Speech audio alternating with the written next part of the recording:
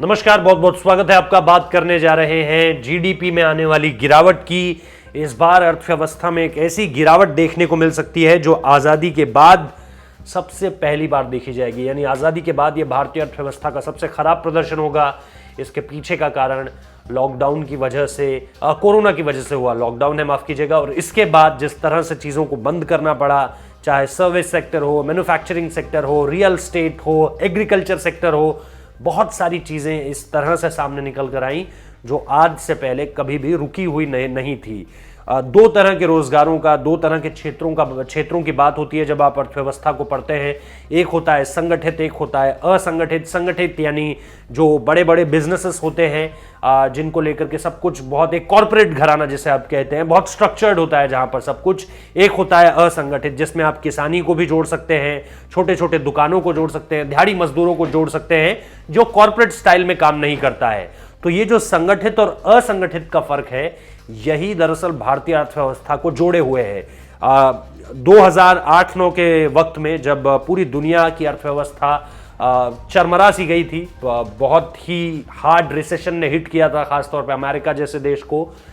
उस वक्त पे भारत पे इसका बहुत ज्यादा असर नहीं पड़ा था। और उसकी एक वजह ये थी कि आपके पास एट द हेल्म एक तो मनमोहन सिंह थे, जिनकी आर्थिक नीतियां बहुत शानदार थी। और 1991-92 में आपको पता है एलपीजी जो लिबरलाइजेशन, प्राइवेटाइजेशन और ग्लोबलाइजेशन का दौर शुरू हुआ, वो वहीं से शुरू होता है। और वो उनके साथ साथ पीवी नरसिम्हा राव की एक सोच थी जिसको उन्होंने आगे बढ़ाया, जो उस वक्त पे प्रधानमंत्री थे। और उस वक्त पे वित्त मंत्री मनमोहन सिंह थे।